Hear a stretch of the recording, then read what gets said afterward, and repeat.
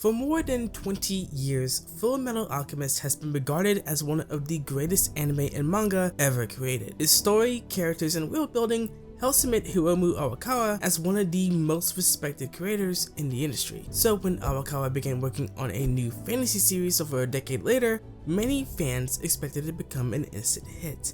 Instead, Daemons of the Shadow Realm has remained surprisingly under the radar. A story filled with ancient prophecies, supernatural guardians, warring factions, and a mystery that grows larger with every chapter, Daemons of the Shadow Realm has all the ingredients of a modern fantasy classic. And now, with the first anime adaptation nearing the end of its debut season, many fans are beginning to ask the question, can it live up to the legacy of Fullmetal Alchemist? So, what exactly is Daemons of the Shadow Realm? Animated by Bones Film, the studio behind shows such as My Hero Academia and Fullmetal Alchemist, Daemons of the Shadow Realm tells the story of Yuru and Asa, a pair of twins born under a prophecy that could determine the fate of the world. After spending his entire life isolated in a remote mountain village, Yuru discovers that the life he's known is built on secrets and lies. The girl he has known all of his life as his sister is not who she claims to be. Powerful organizations are searching for them, and both twins possess a connection to mysterious beings known as Daemons. As Yuru is thrust into a conflict far larger than himself, he begins uncovering a hidden world of supernatural guardians, ancient rivalries, and long-buried conspiracies.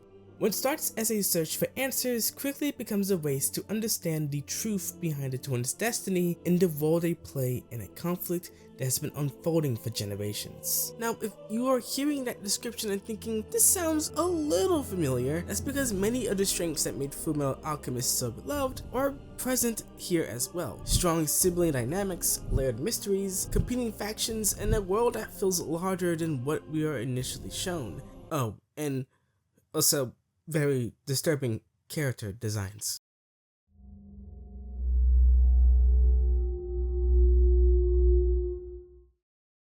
One of the things that immediately sets Daemons of the Shadow Realm apart from other fantasy anime is its power system. Rather than relying on traditional magic, the world of Daemons of the Shadow Realm revolves around supernatural beings known as Daemons. These entities possess their own unique abilities and personalities, and can form contracts with humans, granting them access to powers that often reflect the daemon itself. What I find very interesting about this power system is the sheer number of unique daemons on display. Some daemons serve as powerful guardians capable of overwhelming force, while others possess abilities that are far more specialized and situational. This creates a power system that feels less like a collection of spells and more like an ever-evolving battle of strategy, where understanding an opponent's abilities can be as important as raw strength. It also helps make every encounter feel unpredictable, because each daemon operates under its own rules and limitations. Battles are rarely decided by who can simply hit harder. Instead, conflicts are often resolved around information, creativity, and figuring out how different abilities interact with one another.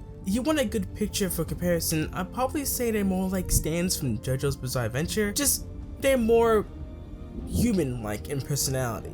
And much like Fullmetal Alchemist before it, Arakawa uses this system not just for action, but as a way to expand the world itself. Every new daemon introduced reveals another piece of the setting, its history, and the people who inhabit it. Of course, a unique power system can only take the story so far. What really makes Daemons of the Shadow Realm compelling is its characters. At the center of the story is Yuru, a protagonist who finds himself thrown into a world he barely understands. Unlike many fantasy heroes, Yuru doesn't begin the story with grand ambitions or dreams of saving the world. He's simply trying to uncover the truth about his family, his sister, and the countless secrets that have been hidden from him for years. That makes him an incredibly effective perspective character. As Yuru learns more about the world around him, the audience learns alongside him, allowing every revelation to feel natural rather than forced. Then there's Asa, whose mysterious disappearance serves as one of the story's central driving forces. While Yuru spends much of the story searching for answers,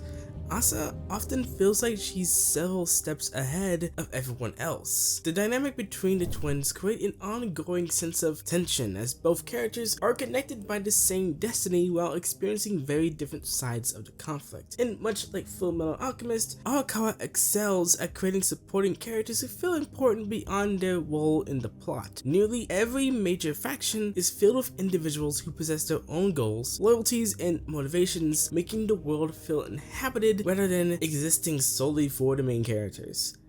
As the story progresses, these competing interests begin to collide, creating a narrative where it's often difficult to determine who can truly be trusted.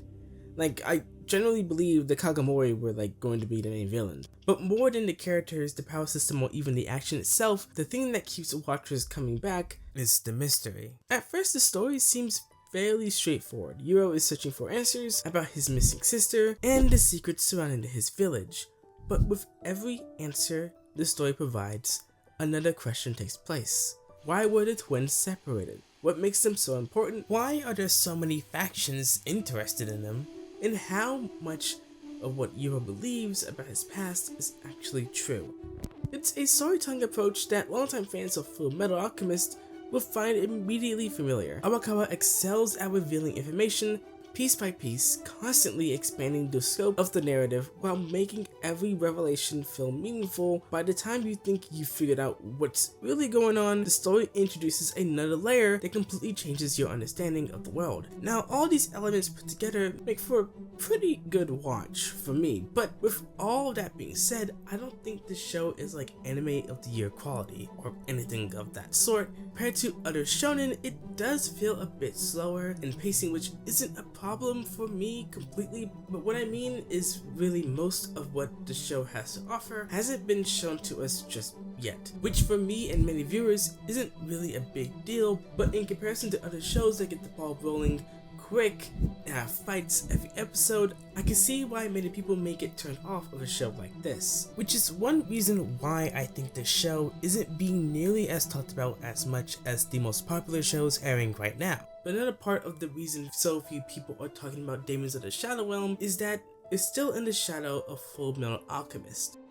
Any new work from Arakawa is inevitably compared to one of the most beloved stories ever created. Except for Silver Spoon. I don't even think most people even know she made that. But you should watch it, it's pretty good. Which is a difficult standard for any series to live up to. But if you're a fan of mystery-driven fantasy, intricate world building, and the type of long-form storytelling that made Fullmetal Alchemist so beloved, Daemons of the Shadow Realm is one of the easiest anime recommendations that I can personally make. Whether Daemons of the Shadow Realm ever reaches the heights of Fullmetal Alchemist remains to be seen, but after everything I've seen so far, I'll say that I think Arakawa isn't far off from those heights. So, with all that being said, did you watch Daemons of the Shadow Realm? If so, did you enjoy it? Did you enjoy Fullmetal Alchemist? Let me know in the comments below. Also, don't forget to like, share, and subscribe. That really helps out the channel. And until next time, I've been Oniyame, and I'll see you guys in the next video. Bye.